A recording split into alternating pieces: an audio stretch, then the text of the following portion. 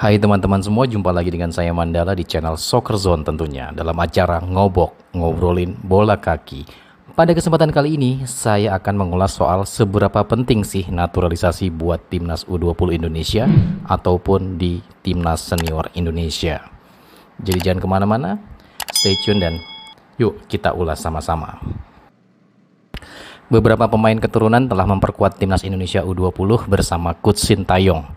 Dan pemain-pemain tersebut telah menghasilkan dan memberikan warna yang berbeda untuk permainan Indonesia U20. Oke, sebelum kita membahas lebih jauh ya teman-teman, terkait tentang banyaknya statement komentar yang disampaikan oleh beberapa pihak bahwa Coach Sintayong sangat butuh banget banyak pemain keturunan untuk memperkuat tim Indonesia. Baik itu di kelompok umur ataupun pada akhirnya nanti pemain-pemain bisa bermain di timnas senior. Kalau misalnya pemain tersebut mampu menunjukkan permainan yang konsisten tentunya ya teman-teman ya. Oke, sebelum kita bahas tentang terkait pemain keturunan ataupun naturalisasi, aku ingin menggarisbawahi dulu nih teman-teman. Pasti teman-teman sepakat kalau misalnya tim Indonesia kelompok umur ataupun timnas senior teman-teman pasti berbeda kalau misalnya pemain-pemain dihasilkan dari pembinaan yang dilakukan oleh stakeholder sepak bola yang ada di Indonesia. Itu dulu yang digarisbawahi ya teman-teman. Ya aku pun sepemikiran lah dengan hal demikian. Nah di momen sekarang Indonesia U20 itu akan mengikuti event yang tentunya sangat prestisius ya teman-teman. Kita pun tidak mungkin secara realistis meletakkan atau memberikan beban kepada pemain-pemain lokal kita.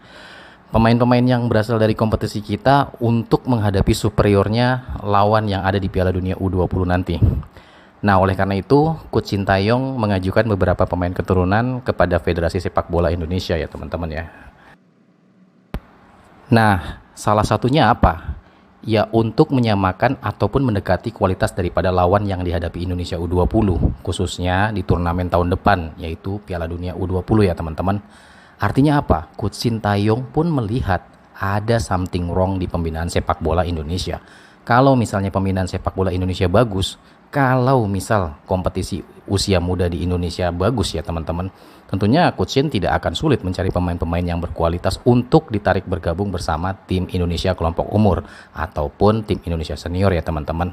Nah, itu dulu ya menjadi salah satu titik lurusnya ya yang harus teman-teman pahami ya teman-teman ya. Nah, oleh karena itu, pemain-pemain yang diambil oleh Coach Sintayong pun harus memiliki rekam jejak yang jelas. Tidak bisa hanya mengambil atau mencaplok pemain A, B, C, D, E. Kenapa? Karena Federasi Sepak Bola Indonesia kita atau PSSI memiliki rekam jejak. Rekam jejaknya itu apa? Beberapa tahun yang lalu ya teman-teman, mengambil ataupun melakukan proses naturalisasi yang dimana pemain-pemain yang dinaturalisasi itu tidak memberikan impact yang begitu besar bagi Indonesia senior ya teman-teman ya. Dari momen tersebut, PSSI bersama Coach Sintayong dan Dirtek PSSI Coach Indra Syafri tentunya memahami agar tidak terulang kembali terkait tentang naturalisasi ataupun mencari pemain keturunan. Kita juga bisa belajar dari dua negara yang ada di kawasan Asia Tenggara. Ada Singapura, Kamboja ya teman-teman. Singapura nih di tahun 2004-an ke atas ya teman-teman itu getol banget untuk melakukan proses naturalisasi. Untuk apa? Untuk meraih prestasi secara instan. Nah memang sih pada saat mereka atau Singapura melakukan proses naturalisasi langsung bisa menghasilkan prestasi atau juara di kawasan Asia Tenggara. Mungkin kalian pernah dengar ada Agu Kasmir, mungkin masih ingat ya teman-teman. Kemudian ada Daniel Bennett dan pemain-pemain lainnya ya teman-teman ya. Nah, seusai Singapura menjuarai berbagai macam turnamen yang diikuti oleh timnas Singapura, mereka lupa terlena akibat apa? Cara instan yang mereka lakukan. Ya naturalisasi itu ya teman-teman. Terlena dalam arti apa sih? Terlena tidak memperhatikan kompetisi usia muda ataupun pembinaan dari grassroots sepak bola Singapura. Oleh karena itu tahun 2017 nggak lama banget ya, 2017-2018 pelan-pelan Singapura singkirkan itu proses instan.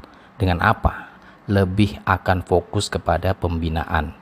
Mereka sudah meninggalkan ya cara-cara instan. Apa yang terjadi? Sepak bola Singapura secara umum ya teman-teman, bukan hanya dari sisi timnas mereka yang mereka perbaiki, tapi klub-klub mereka pun mendukung untuk timnas mereka itu sendiri bagus. Dari sisi apa? Dari sisi infrastruktur, dari sisi pemain-pemain muda, mereka lebih banyak akademi di negara Singapura. Kita ambil contoh dari salah satu klub ya, yaitu Lion City Sailors. Lion City Sailors ya teman-teman, merupakan tim yang memiliki infrastruktur terbaik yang ada di Singapura. Dengan segala fasilitasnya, itu merupakan tim yang menjadi salah satu sorotan di kawasan Asia Tenggara saat ini. Nah, ketika tim-tim tersebut memiliki fasilitas yang luar biasa, memiliki akademi yang luar biasa, efeknya apa? Dari kompetisi akan kena ke timnas Singapura itu sendiri. Jadi kita pun nggak bisa hanya membebani kepada federasi untuk memperbaiki kompetisi. Klub-klub itu pun memiliki andil besar untuk mempercepat daripada kualitas kompetisi itu biar bagus dan efeknya kepada timnas Indonesia ya teman-teman ya. Selain daripada Singapura, ada negara tetangga yang lain, Kamboja. Kamboja pun melakukan proses naturalisasi. Mengapa? Karena dari sisi realistis, mereka pun terlambat untuk melakukan pembinaan yang benar-benar membina pemain dari bawah sampai nanti akhirnya masuk ke timnas kelompok usia dan timnas senior. Nah, pembinaan itu kan butuh waktu ya. Oleh karena itu, untuk sementara ini Kamboja itu melakukan naturalisasi di berbagai aspek posisi ya teman-teman. Salah satunya yaitu striker. Sembari menunggu proses pembinaan yang dilakukan oleh Federasi Sepak Bola Kamboja yang dimana dibantu oleh CEO Kamboja Premier League yaitu Satoshi Sahito. Nah, Kamboja pun selain melihat proses naturalisasi, mereka juga sekarang getol-getolnya untuk meningkatkan pembinaan mereka yang didukung oleh federasi. Di momen ini pun artinya apa? Aku ingin menyampaikan bahwa kita pun, Federasi Sepak Bola Indonesia PSSI pun nggak boleh terlalu terlena dengan proses mengambil pemain keturunan, mencari pemain keturunan. Nah, aku bukan katakan mencari pemain keturunan itu salah. Kenapa? Karena mereka berhak juga untuk membela timnas Indonesia U20. Mereka nggak bisa memilih lahir di mana. Jadi mereka berhak ya. Beda sama naturalisasi yang biasa. Jadi kalaupun PSSI melakukan hal demikian ya nggak masalah. Nah, tapi terlepas dari proyek mencari pemain-pemain keturunan, proyek lah istilah dalam tanda kutip ya teman-teman, pembinaan kita ini bagaimana sih? Kompetisi usia muda kita ini bagaimana? Bagaimana perhatian dari PSSI untuk melihat hal ke situ? Nah, salah satu perhatian yang mungkin sekarang sedang diperbaiki yaitu memperbaiki kurikulum Vilanesia yang sudah pernah kita bahas ya teman-teman. Nah, di mana di kurikulum Vilanesia ini akan diperbaiki bersama pelatih-pelatih yang ada di Liga 1 Indonesia termasuk Thomas Doll, Luis Milla, dan pelatih-pelatih lainnya ya teman-teman ya. Nah, dari sisi perbaikan kurikulum Vilanesia yang akan diaplikasikan oleh pemain-pemain yang ada di grassroots ya teman-teman. Nantinya itu kompetisinya bagaimana, infrastrukturnya juga bagaimana, rumput lapangannya bagaimana, aspek-aspek yang mendukung pun untuk mengeluarkan potensi pemain tersebut bagaimana. Nah, jangan sekali lagi hanya fokus kepada hanya mencari pemain keturunan. Kemudian nanti lupa sama tatanan yang ada di sepak bola Indonesia itu sendiri. Ya, ini menjadi perhatian kita semua ya teman-teman.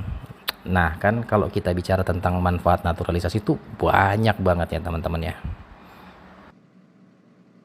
Oke, mungkin sampai di sini dulu aja ya ulasan saya mengenai seberapa pentingnya naturalisasi untuk pemain timnas Indonesia. Semoga kedepannya timnas Indonesia dapat terus berkembang dan sejajar dengan timnas-timnas top di dunia. Jangan lupa like dan subscribe channel ini jika kalian suka videonya, agar kalian juga tidak ketinggalan informasi-informasi seputar sepak bola Indonesia. Salam olahraga.